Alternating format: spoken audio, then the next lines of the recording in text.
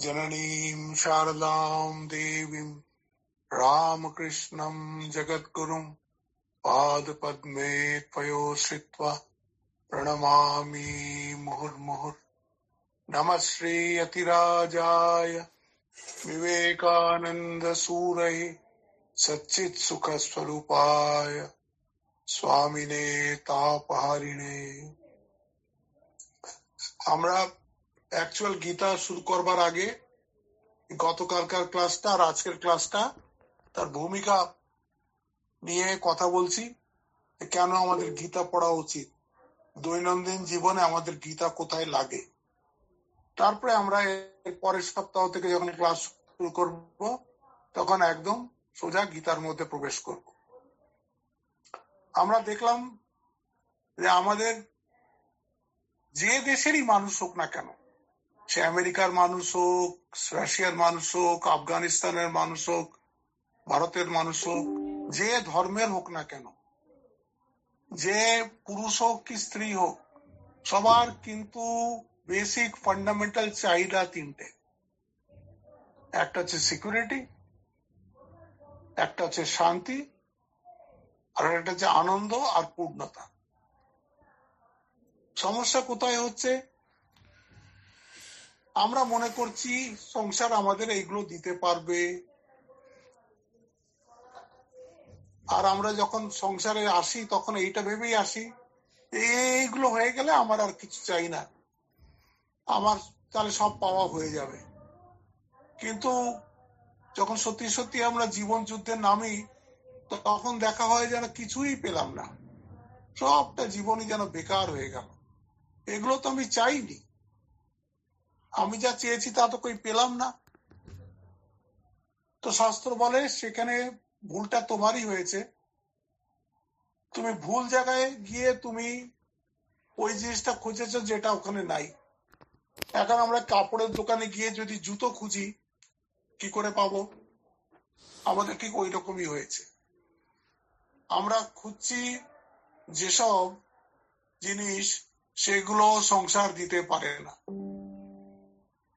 শাস্ত্র দিতে পারে। শাস্ত্র বলছে যে তোমার এই যে খোঁজাটাই ভুল হচ্ছে, তাই বলছে মিসপ্লেসড সার্চ, ভুল জায়গায় খুঁজছো তোমরা। যেটাকে তুমি খুঁজছো সেটা তোমার ভেতরেই আছে, তোমার ভেতরেই আছে। প্রত্যেককে এটা বুঝতে হবে, তার নিজের ভেতরেই এই সিকিউরিটিও আছে, শান্তিও আছে, আনন্দও আছে, পূর্ণতাও আছে। বলে আছে তো আমি বুঝতে পারছি না কেন।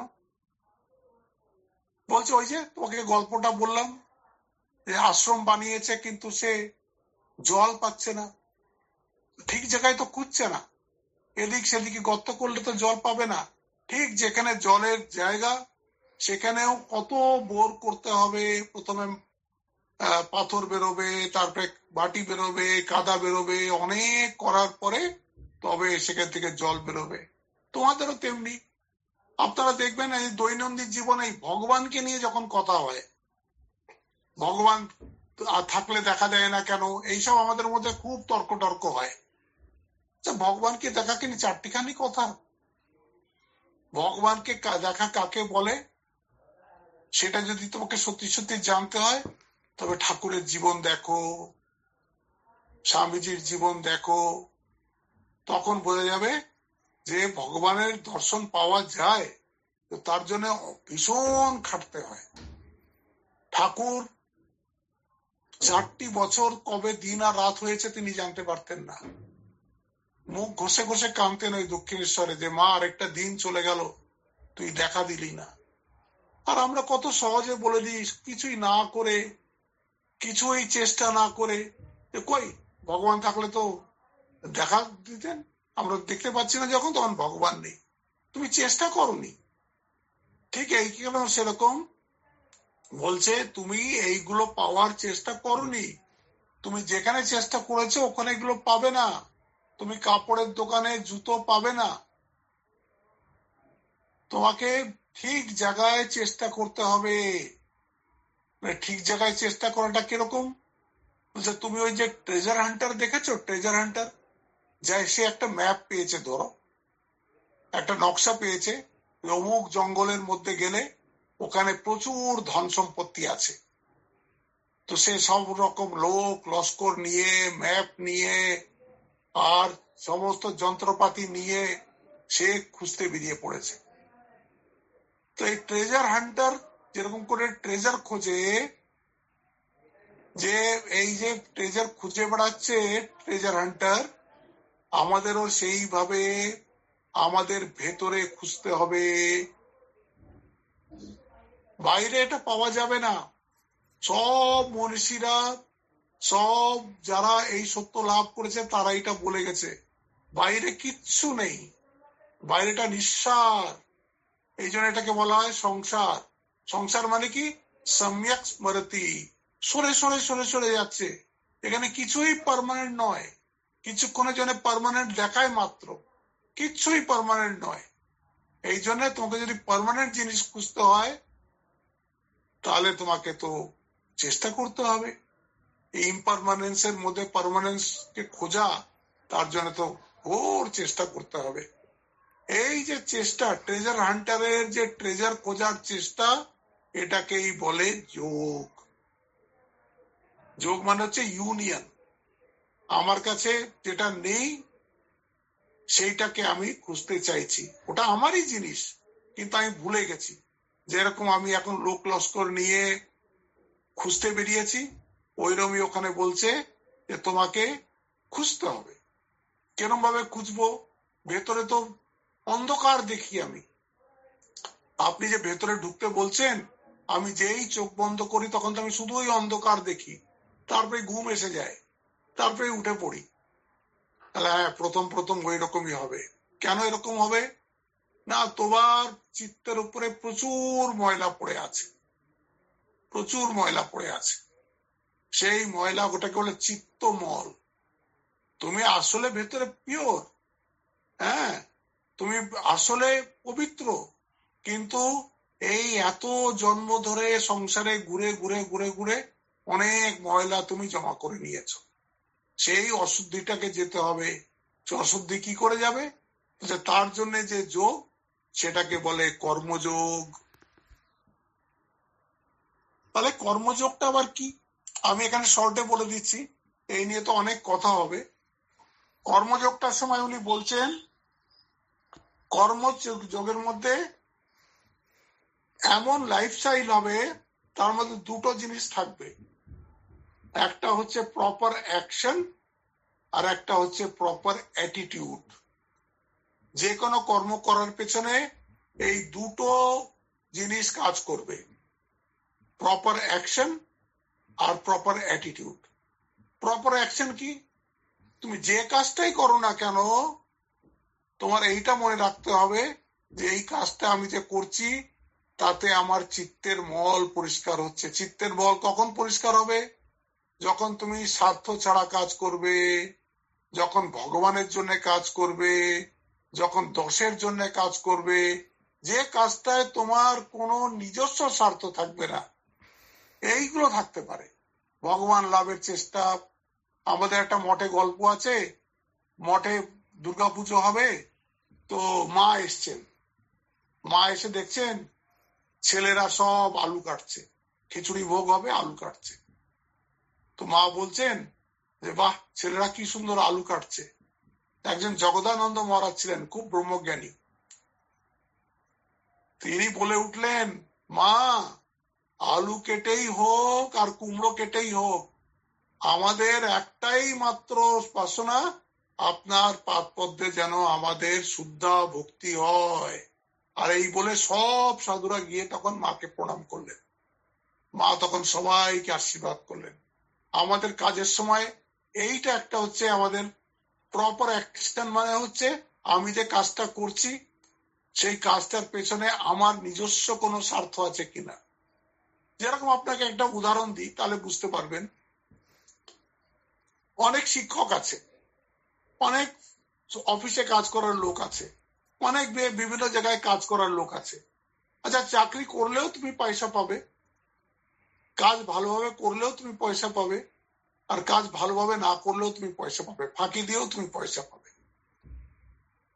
এখন তুমি যদি মনে করো এই যে বাচ্চাগুলো মা বাবা আমার কাছে পাঠিয়েছে, তাদের যদি আমি ভালো করে পড়াই তাহলে এদের জীবনগুলো উন্নত হবে, আমার একটা রেসপন্সিবিলিটি, এটা হয়ে যাচ্ছে প্রপার অ্যাকশন। মাইনে আপনিও পাবেন, মাইনে যে পড়াচ্ছে না সেও পাবে, কিন্তু আপনার মানুষ হিসেবে উন্নতি হবে। এই জন্য বলছে প্রপার অ্যাকশন মানে হচ্ছে এমন ভাবে কাজ করতে হবে সেই কাজটায় যেন নিজের ইন্টারেস্টটা যেন না থাকে। ভগবান দর্শন ইন্টারেস্ট হতে পারে, জনগণের সেবা ইন্টারেস্ট হতে পারে, এই বাচ্চাগুলোর ভবিষ্যৎ ইন্টারেস্ট হতে পারে। এই সব অ্যাটিটিউড, এই সব যদি রাখা যায় সেটাকে বলে প্রপার অ্যাকশন। প্রপার অ্যাটিটিউড কি? প্রপার অ্যাটিটিউড বলছে যে আমি এই যে অ্যাক্টিভিটি করছি, আমি যে এই যে আমার নানান রকম কাজ করতে গিয়ে এক্সপিরিয়েন্স আসছে, ভালো এক্সপিরিয়েন্সও আসছে, মন্দ এক্সপিরিয়েন্সও আসছে, আমি এই প্রত্যেকটা এক্সপিরিয়েন্স থেকে কিছু শিখছি কিনা, এই অ্যাটিটিউড রাখতে হবে। আমাকে প্রত্যেকটা এক্সপিরিয়েন্স কিছু না কিছু শিখিয়ে যাচ্ছে। অনেকে বলে আরে মশাই ডিপার্টমেন্টে ভালো করে কাজ করলে লোকে আমাকে টিটকিরি দেয়, সময় অফিসে গেলে লোকে আমাকে টিটকিরি দেয়। সে যা দিক, এটা আপনাকে ঠিক করতে হবে। এই প্রপার অ্যাকশন আর প্রপার অ্যাটিটিউড মিলিয়ে হয় কর্মযোগ। আমি এখন শর্টে বললাম, এই কর্মযোগ নিয়ে অনেক কথা পরে আসবে। তারপরে বলছে যে কর্মযোগে তোমার চিত্তের অশুদ্ধি দূর হলো, কিন্তু চিত্তের মধ্যে যে টার্বুলেন্স আছে, তোলপাড় চলছে, আউটওয়ার্ড যে টেন্ডেন্সি আছে, হ্যাঁ, এই সবে একটা মনের মধ্যে সবসময় স্ট্রেস রয়েছে, সেই স্ট্রেসটা কিন্তু যাচ্ছে না। তখন বলছে তার জন্য তোমাকে ভগবানের উপাসনা করতে হবে, বিভিন্ন রকম ধ্যান আছে। তা আপনি আপনার গুরুদেব যেরকম ধ্যান বলে দিয়েছেন সেরকম ধ্যান করলেন, হ্যাঁ, এই তখন আস্তে আস্তে আস্তে আস্তে মনটা শান্ত হবে। আগে proper action with proper attitude, আর তারপরে মেডিটেশন। এগুলো আমাদের জীবনে লাগেই, কোনোটা ছাড়া জীবন চলবে না। তবে থার্ডটা বলছে যে আমরা আমাদের নিজেকেই চিনি না, আমরা আমাদের নিজেকেই জানি না। তো এই প্রশ্নটা মনে আসা উচিত, আমি অ্যাকচুয়ালি কে?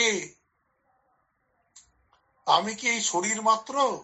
তো শরীরটা তো একদিন যাবে, এ তো আস্তে আস্তে তো বুড়ো হবে, আস্তে আস্তে রোগগ্রস্ত হবে, তো আমি কি শরীর? এই চিন্তাটাও সাথে থাকা দরকার। যতক্ষণ এটাকে বলছে জ্ঞান যোগ। জ্ঞান যোগে কি হবে? বলছে inquiry about my real nature. সবাইকেই করা উচিত এটা। এটা এই শক্তিটা ভগবান শুধু মানুষকেই দিয়েছে। একটা কুকুর যোগ করতে পারে না, একটা ছাগল যোগ করতে পারে না, তারা ইনস্টিংক্টের ওপরে চলে। কিন্তু ভগবান আমাদেরকে এরকম বুদ্ধি দিয়েছে যে আমরা এই কর্ম করেও মহাপুরুষ হতে পারি, আমরা ধ্যান করেও আমরা একদম ভগবানের কাছে যেতে পারি, আর আমরা এই জ্ঞানের দ্বারা এই আমাদের অজ্ঞানটাকে নাশ করে আর আমরা মূল স্বরূপের মধ্যে পৌঁছতে পারি।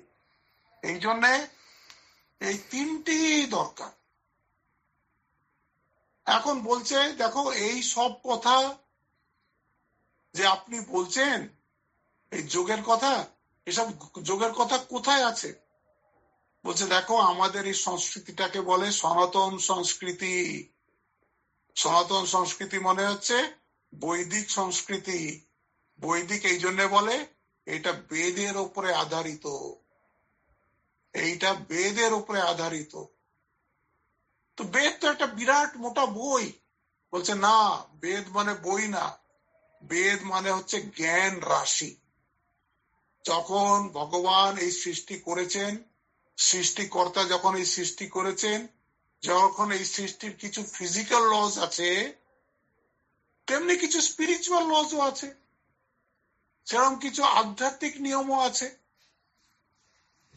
সেই আধ্যাত্মিক নিয়ম যারা বার করেছে তাদেরকে বলা হয় দ্রষ্টা, বা তাদেরকে বলা হয় ঋষি। তারা এইসব বার করেছে সত্য যে আমাদের জীবনটা শুধু শুধু খেয়ে পরে ভোগ করে মরার জন্য নয়। আমাদের এই জীবনটা আমরা পেয়েছি যাতে আমরা আমাদের স্বরূপ চিনতে পেরে এই আসা যাওয়ার এই সমস্ত এই চক্কর থেকে বাইরে আসতে পারি।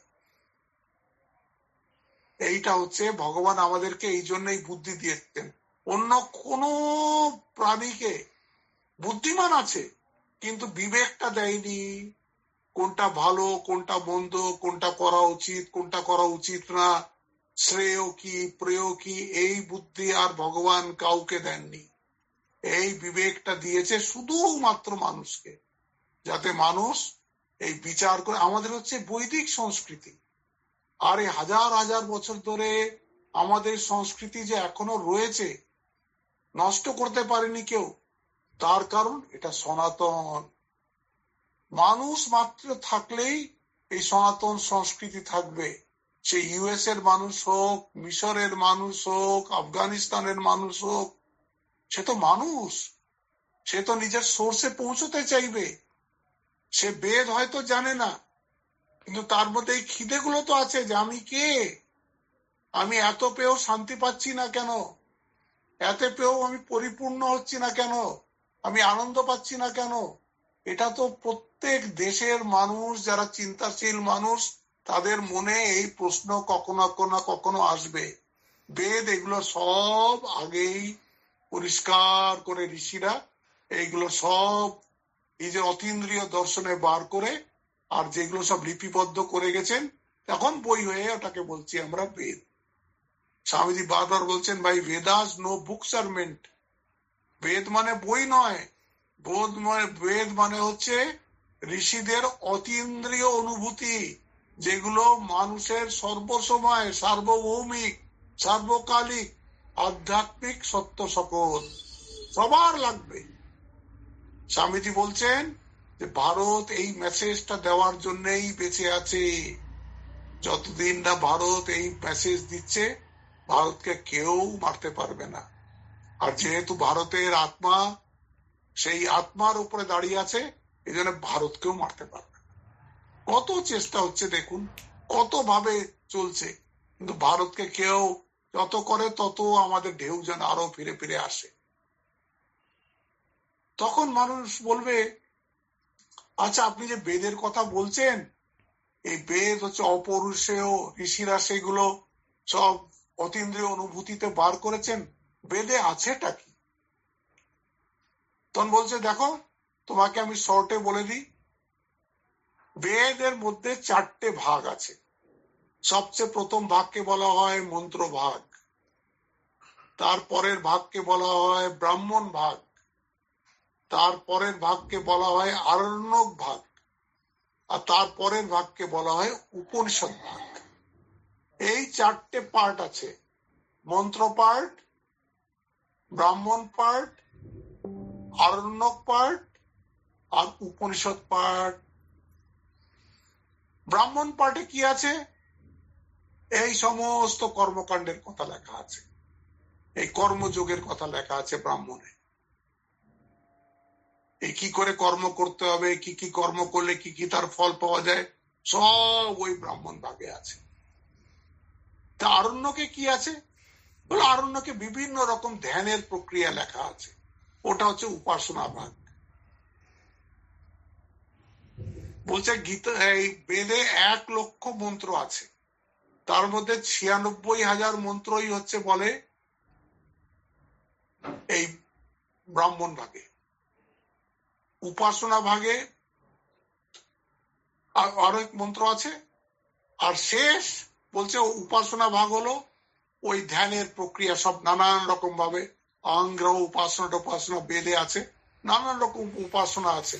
আমরা তার ডিটেলে এই জন্য যাবো না, কারণ আমরা সবাই রামকৃষ্ণ পরিবারে আছি, আমাদের সবাই গুরুকরণ হয়েছে, আমরা একটা পরম্পরাতেই আমরা সাধন ভজন করছি। আমাদের গুরু পরম্পরাতে যারা, তারাও এই সাধন ভজন করেছেন, তারা এইভাবে ঈশ্বর প্রাপ্তি করেছেন, আমরাও এই পথে যাব। আর বলছে তৃতীয় হচ্ছে উপনিষদ ভাগ, সেইখানে এই সেলফ ইনকোয়ারির কথা আছে, তার শ্লোক খুব, তার মন্ত্র খুব অল্প। তা আপনি বলছেন যে মন্ত্র ভাগ হ্যাঁ, সে তো কথা বললেন না। আপনি ব্রাহ্মণ বললেন, আরণ্যক বললেন, উপনিষদ বললেন, তাহলে মন্ত্রভাগের কি দরকার?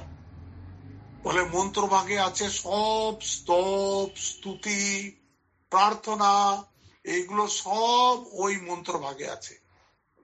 মানুষ যদি সবচেয়ে আমাদের এই সনাতন ধর্মে একটা কথা আসে, আস্তিক্য বুদ্ধি। আস্তিক্য বুদ্ধি মানে যে একটা স্থির বিশ্বাস যে ভগবান আছেন, এই বিশ্বাস থাকতেই হবে। তাহলেই তো সে স্তব করবে, স্তুতি করবে, পুজো করবে, তাকে জীবনের মধ্যে আনার চেষ্টা করবে। বলছে যদি তুমি এই মন্ত্রভাগটাকে ইগনোর করো, তার মানে তুমি প্রেয়ার করছো না। ভগবানের কেউ কি বলছে?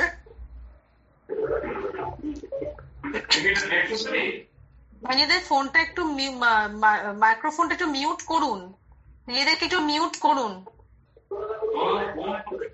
এই প্রবীর বলে কে আছে, তার ফোনটা অন। প্রবীর, যাও, ঠিক আছে, এখন ঠিক হয়ে গেছে। তো বলছে যে তোমাকে সবচেয়ে প্রথমে তো স্তব, স্তুতি, পুজো এইগুলো দিয়েই শুরু করতে হবে। আর যতক্ষণ তুমি এইগুলো করছো না জীবনে, you are living a material life.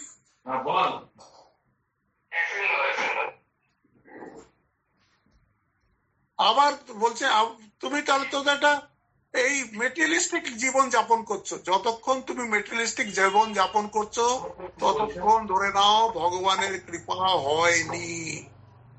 পরিষ্কার কথা। ভগবানের কৃপা হলে, প্রবীর বাবু এটা বন্ধ করুন ফোনটা। হ্যাঁ, বন্ধ করে দিয়েছি। নিজেকে মিউট করুন না, করেননি তো। ওটা বন্ধ করে দিয়েছি, বন্ধ করে দিয়েছি। মিউট করুন। মিউট করতে হবে, মিউট করতে হবে। ঠিক আছে, করে দিচ্ছি, করে দিচ্ছি। ঠিক আছে। তো তখন বলছে যে ওটা মন্ত্রভাগটা তো থাকবেই থাকবে। ভক্তি দিয়ে শুরু না করলে আধ্যাত্মিক জীবন শুরুই হবে না।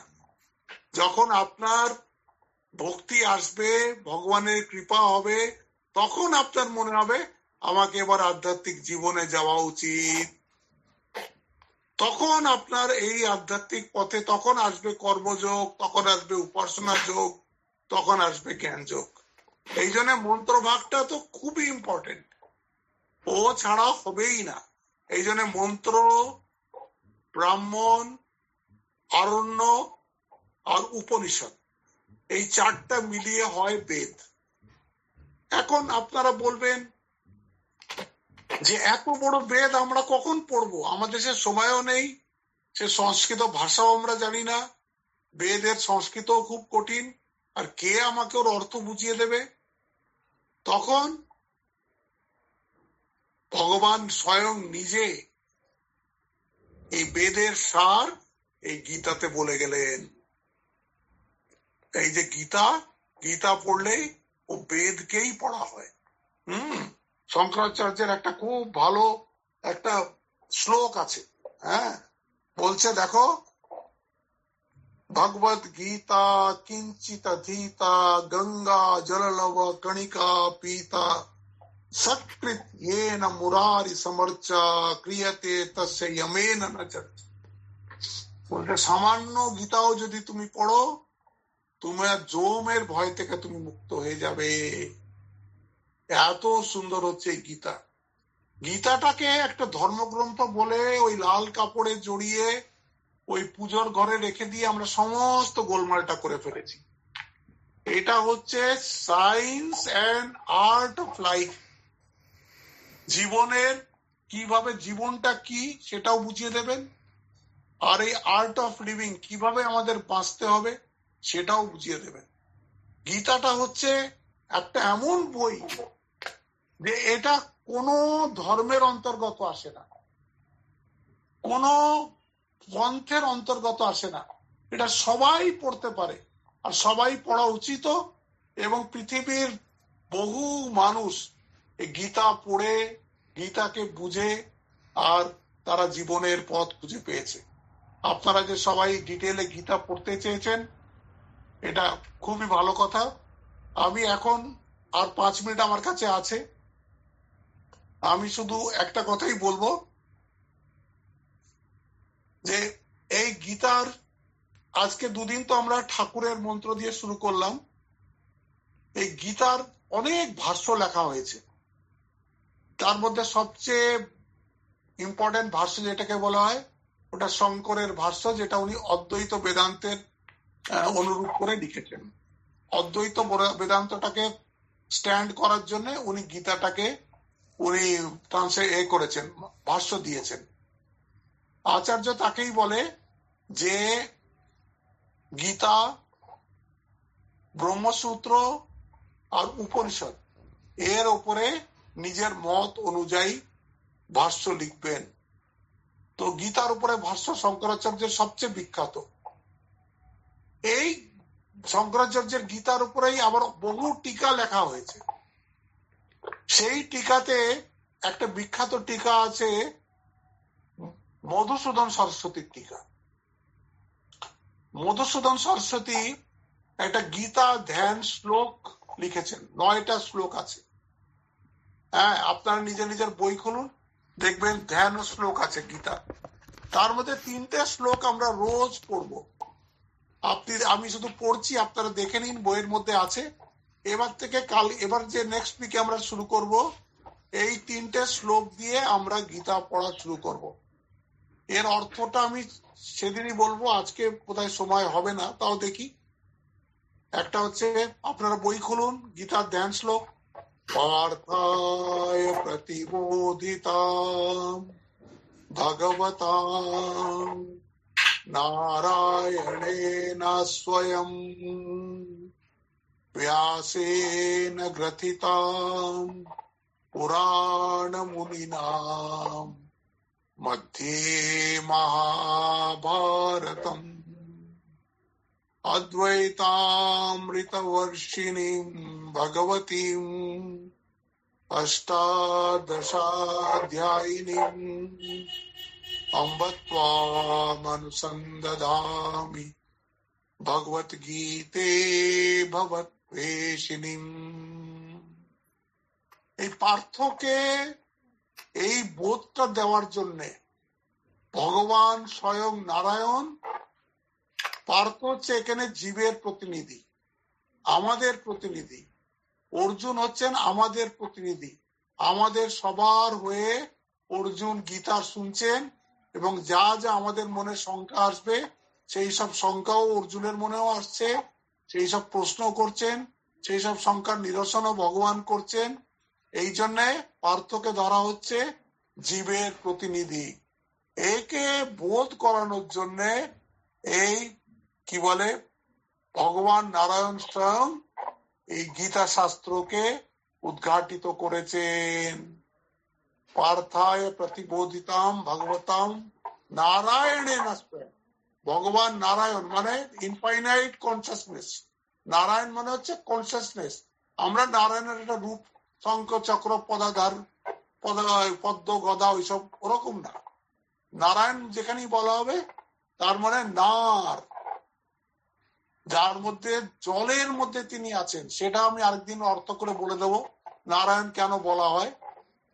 সেই কনসাসনেস তিনি এখন কৃষ্ণ রূপ নিয়ে এই জীবের উপরে কৃপা করে এই মেসেজটা দিচ্ছেন।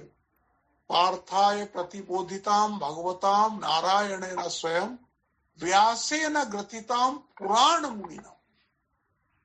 ওনাকে পুরাণ মুনি বলা হয় কারণ 18টা পুরাণ লিখেছেন, 18টা উপপুরাণ লিখেছেন, মহাভারত লিখেছেন ব্যাসকে।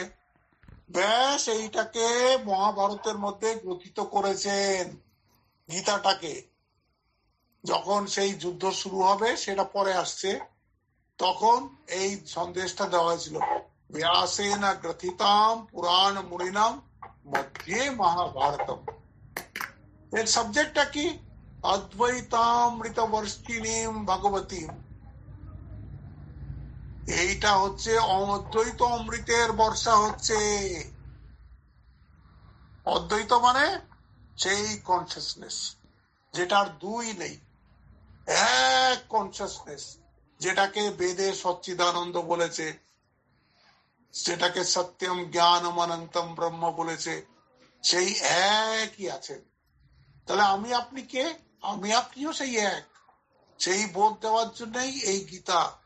যতক্ষণ না আমাদের এই বোধ হচ্ছে যে সেই যাকে আমি খুঁজছি সেটা আমি, ততক্ষণ আমাদের এই চক্র চলতে থাকবে।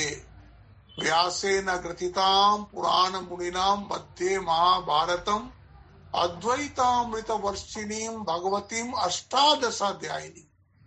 অষ্টাদশ অধ্যায়ে 18টা অধ্যায় এই গীতাটা হয়েছে। সেই সব আস্তে আস্তে আস্তে আস্তে আসবে, সেই সব গীতার শ্লোকের কথা আস্তে আস্তে আসবে। তারপরে বলছেন অম্বত্বাম, এখানে গীতাকে মা বলা হচ্ছে। মা যেমন সন্তানকে বারবার বোঝায়, বারবার শেখায় যাতে ভুল পথে না যায়, তেমনি গীতা মাও আমাদেরকে শেখাচ্ছেন কোন পথে আমাদের চলতে হবে। অম্বত্বাম অনুসন্ধানামি, অনুসন্ধানামি মানে আমরা এখন এর মধ্যে ডিপে ডাইভ করব। Will dive deep into Gita. অম্বত্বাম অনুসন্ধানামি ভগবত গীতে ভবদ্বেষিনী। কেন ডাইভ করব? যাতে আমাদের ভবরোগ চলে যায়। ভবরোগটা কি?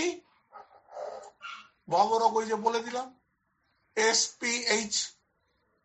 এটাই তো আমরা চাই। এটার এবার ডিটেলে আসবে, এটার এবার ডিটেল আসবে। অর্জুনের এই প্রবলেমটা কি করে এলো, অর্জুনের প্রবলেম আমাদের প্রবলেম কি করে এলো, সেটা পরে আসবে। তো এই একটা শ্লোক আমরা রোজ করব। আমি এখান থেকে জোরে জোরে বলবো, আপনারা বই দেখে নিজে নিজে কিন্তু পরিষ্কার উচ্চারণ করবেন। হ্যাঁ, বই দেখে করুন। পার্থায় প্রতিবোধিতাম ভগবতাম নারায়ণেন স্বয়ং व्यासेन ग्रथितां पुराण मुनिना मध्ये महाभारतम् अद्वैतामृतवर्षिणीं भगवतीम् अष्टादशाध्यायिनीम् अम्ब त्वामनुसन्दधामि भगवद्गीते भवद्वेषिणीम्। এই যে ভবরোগ, এই ভবরোগটাকে শেষ করবার জন্য আমরা তো রোগ চাই না, আমরা তো সুস্থ জীবন চাই। হ্যাঁ, তো সেই সুস্থ জীবনের জন্য আমরা এই সুস্থ মানে অনলি ফিজিক্যালি সুস্থ বা মেন্টালি সুস্থ হলেই হবে না। You must be spiritually also free. Physical লেভেলেও ফ্রিডম চাই, মেন্টাল লেভেলেও ফ্রিডম চাই, ইন্টেলেকচুয়াল লেভেলেও ফ্রিডম চাই, স্পিরিচুয়াল লেভেলেও ফ্রিডম চাই। ভবদ্বেষিণী। তারপর আরেকটা শ্লোক আমরা করব, বসুদেব সুতম দেবম। ওইখানেই আছে, ওই গীতার ধ্যান শ্লোকেই আছে। वसुदेव सुतं देवं कंसचाणूरमर्दनम् देवकी परमानन्दं कृष्णं वन्दे जगद्गुरुम्। এইটা করব। আরেকটা করব, 9টার মধ্যে 3টা করব। मूकं करोति वाचालं पंगुं लंघयते गिरिं यत्कृपातमहं वन्दे परमानंद माधवम। তার কৃপা ছাড়া এসব বলাও হবে না, তার কৃপা ছাড়া এসব শোনাও হবে না।